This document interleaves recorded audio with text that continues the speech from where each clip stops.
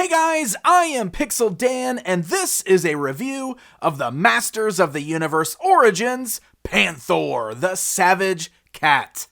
That's right, my friends. Of course, we got Battle Cat, so Panthor was bound to be close behind, but of course, we gotta have this guy. He's Skeletor's cat. We need a mount for Skeletor. So let's go ahead and dive in and take a look at this guy, starting with the amazing window box packaging.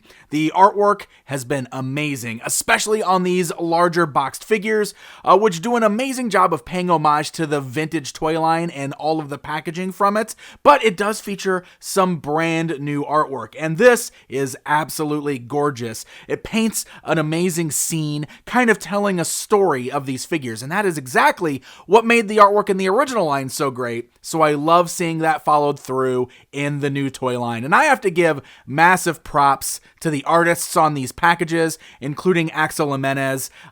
He's been posting some amazing stuff on social media showing his processes and talking about this. This artwork's amazing. I mean, look at some of the stuff we've got included here on this packaging, because not only do we have this amazing image of Skeletor riding on Panthor, but there's so many fun little Easter eggs hidden in here if you really look at it. I mean, you've got Screech flying in the background, complete with his cool little red harness straight off the vintage toy. But over here, you've got He-Man riding on Battle Cat. You can see Castle Grayskull in the background, and it's totally like that early Mark Taylor style Castle Grayskull, and you can see it's got the spirit of Grayskull kind of rising from it, just like in the old mini comics. We've got Teela riding on a unicorn there, and on the side of the box, this is probably one of my favorite little tidbits. You've got Fisto, and you've got this really interesting centaur type character, which is absolutely inspired by one of the early Mark Taylor designs, which was a pitch for the vintage toy line. So this is one of those characters that could have been in the original line but wasn't, and there he is being paid homage to on this brand new packaging. It is amazing. I love it.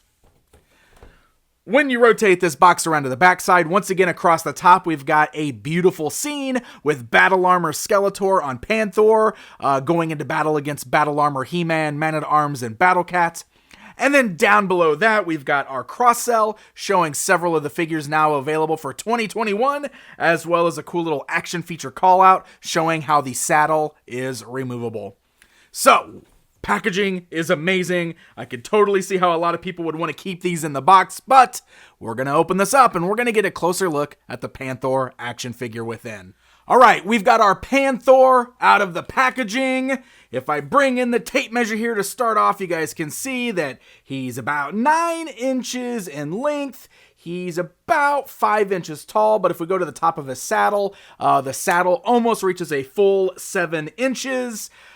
So this figure, just like in the vintage toy line, it's the exact same mold as Battle Cat, including the saddle. We don't have a helmet here, he's painted purple, but if you've already got Battle Cat, you basically know exactly what to expect with this guy. So I'm going to go ahead and say this, I'm going to say it right now, I'm going to throw it out there, Panthor should always be flocked. Always.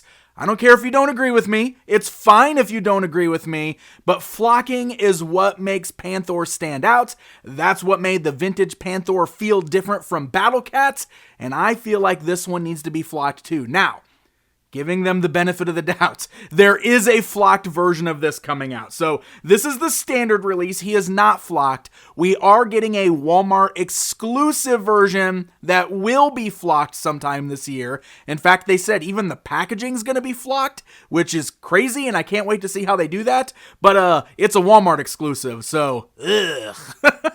At least it's coming, though. I will give them that. So for the time being, here is our non-flocked Panthor.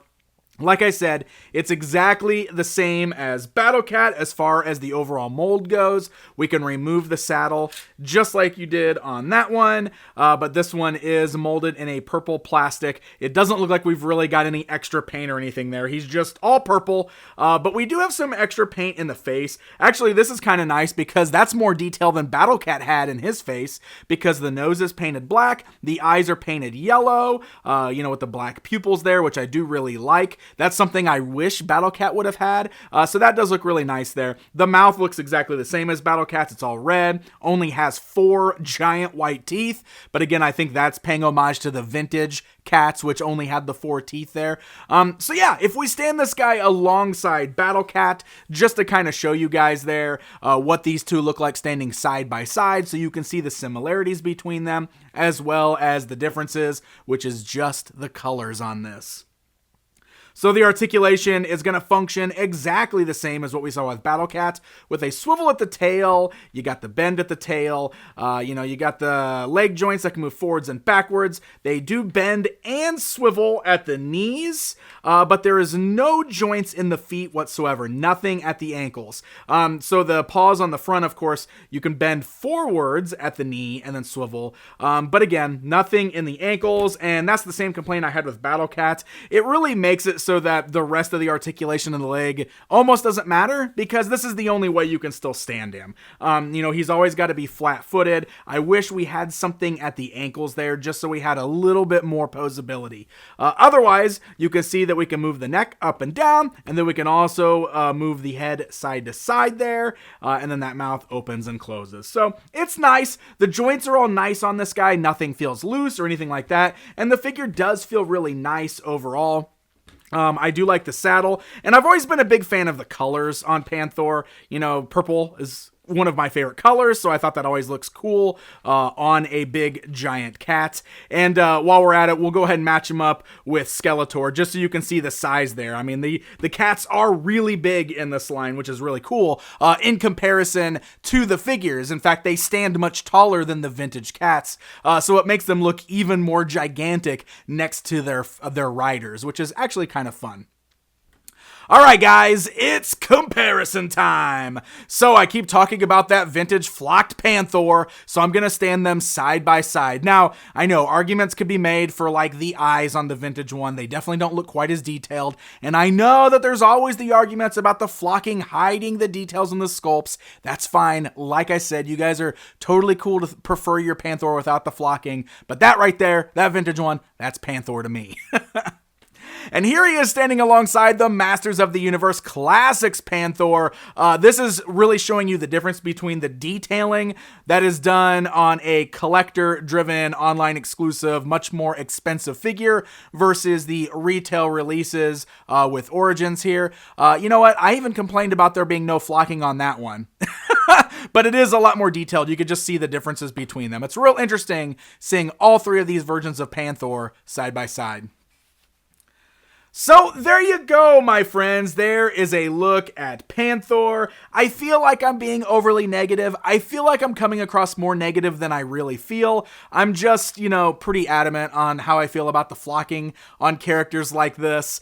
I'd say the same thing like, I don't want a Moss Man that's not flocked. It's the same kind of thing. And I had the same complaints on this guy as I did with Battle Cat, and it all is going to come down to personal preference. Plenty of you out there told me that you love the Battle Cat. I think that's awesome. And if you guys feel the same way about Panthor, I think that is awesome as well.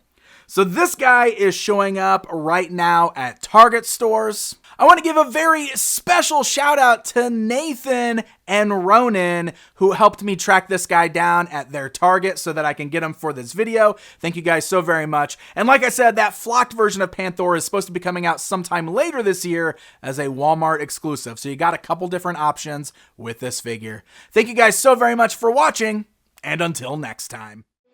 The Toys of He-Man and the Masters of the Universe is available for pre-order now. This official guidebook is published by Dark Horse Books and features over 750 pages of photos and information on your favorite He-Man and She-Ra action figures. And don't miss out on the exclusive bundle pack available for pre-order now from PowerCon. This bundle includes the official guide as well as an exclusive character guide supplement that you won't be able to buy anywhere else. Don't miss out. You have the power.